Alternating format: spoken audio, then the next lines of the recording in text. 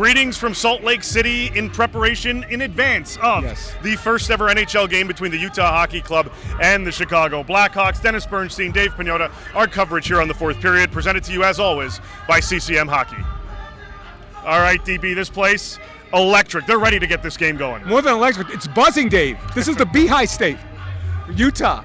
So it's going to be, look, Salt Lake City, downtown Salt Lake City is going to be alive tonight for the first game ever for the Utah Hockey Club as they face the Chicago Blackhawks. And Dave, probably for one of the few games this season, Connor Bedard will not be the lead story. That's right. The Utah Hockey Club, big celebration here. We got the flyover. Shabuzi performing ahead of the game at 6 o'clock local time. Everybody is getting ready for this. There's so many different activations outside here. The fan base has really embraced this. Yep. And this area is going to be further revitalized and further expanded as Ryan Smith and his group are going to add more buildings to the area, and they're also going to expand this building. Yep. You know, there was initial talk that maybe they're going to build a separate arena, a new arena here. But what they're going to do is expand, the plan right now anyway, is to expand the rink, revitalize it, renovate it.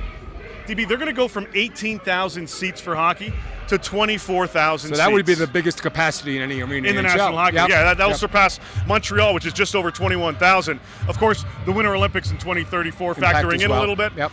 But they are embracing this, and they're not afraid to spend money here by any stretch. Made a big move in getting Sergachev. Sure. Dropped a big contract for Dylan Guthrie. Yep. So this is a legit establishment. And I think what impressed me most is the first press conference for the Smith Entertainment Group. They talked about revitalizing the area. Not even about, it wasn't more about the team, it was more about the area, downtown Salt Lake City, which really isn't, which needs a redevelopment. So Ryan Smith and his group will certainly invest in that as well. And within probably 5 to 7 years, you'll have maybe the equivalent of what LA Live is in LA, where I live.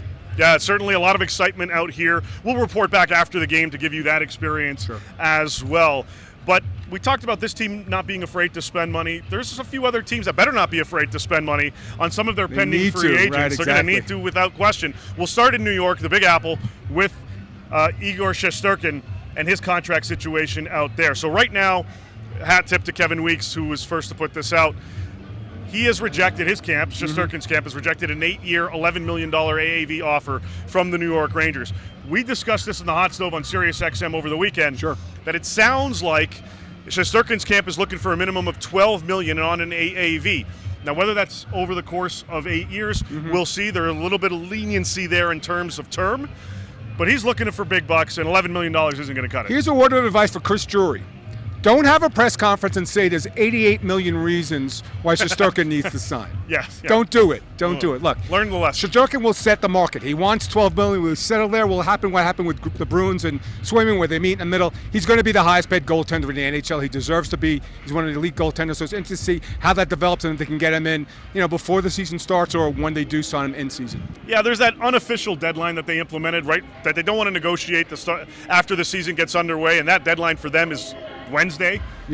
I say unofficial because I don't think there's necessarily a desire to halt things entirely. It wouldn't be panic if they didn't sign him by Wednesday. Right, exactly. Maybe things progress. Maybe at the halfway point, if it doesn't get there, then they push things off. But going from the New York Rangers to a team they played in the Eastern Conference Final, ultimately becoming the Stanley Cup champs, the Florida Panthers, they've got some key free agents, pending ones, of their own going into next summer. Aaron Ekblad, Sam Bennett, and Carter Verhaeghe. Now, what I can tell you on the Verhaeghe front is that there have been ongoing negotiations between the Panthers and Verhaeghe's camp on a long-term extension. You're probably looking at around $8 million in and around that range, maybe a little higher on the AAV for full term. Right. Can they give him that plus Bennett similar money? Can you see that happening? They could, but I'll say this about Carter Verhaeghe. Please pay the guy. Like, he's been so underpaid for so long for what he does and what he produces on the ice. He was an integral part of the Stanley Cup champions. And remember, some guys already left Florida, like Montour, like Oliver Ekman-Larsson, like Tarasenko. So to keep these guys part of their core is vital, but it's going to cost them a pretty penny, as you mentioned.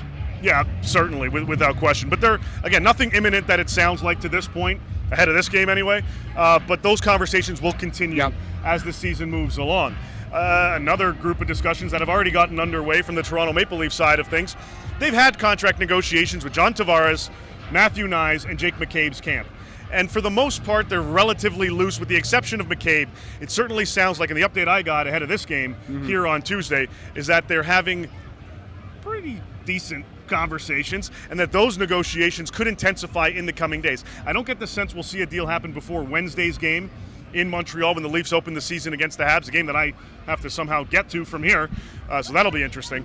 But it sounds like over the next several days and perhaps weeks, we may see an extension in place between the Leafs and McCabe. Bless your 4 a.m. wake-up call, Dave, first of all, so good luck with that. 3:30. Fortunately, I'm in Los Angeles, so I don't need to get up that early. So, yeah, look, here's the thing with the Leafs. Maybe a wait-and-see attitude isn't so bad for the Leafs, given how they perform in the playoffs. So while you want to maybe keep these guys home at a reasonable price, you might pump the brakes if I'm Tree. Like, man, let's see what this team does at least going into the season and postseason. So would I be in rush to sign all these free agents, keep that core together? Only if they win in the playoffs, Dave. Well, we'll see how that kind of progresses. The history lately has suggested I know. Wah-wah, but we'll see. Going to two other guys represented by the same guy, the same agent, and Ben Hankinson. Brock Boeser in Vancouver, Jake Oettinger in Dallas. Two separate situations in terms of unrestricted versus restricted free agency, but those conversations very loose to this point. We'll probably see things progress as the season moves along. Sure. Doesn't sound like there's a rush on either end, on any of the three ends, to get a deal done immediately, but conversations will carry out throughout the season between the Canucks and Boeser, and as well the Stars and Jake Oettinger. Put Brock down for 40. That's my guy. He's going to get a 40 in a contract. Contract drive. Start great, Brock. So, yeah, it's going to be interesting. And plus, Jake he's integral. You know, Jake wasn't great in the playoffs last season, and one of the reasons they didn't get to the Cup final, a lot of anticipation in Dallas about getting to the Cup final and winning it all. So we'll see what happens with Jake and his camp. Yeah, certainly. Contract year for him as well. Part of the reason I took them to win the Stanley Cup this season.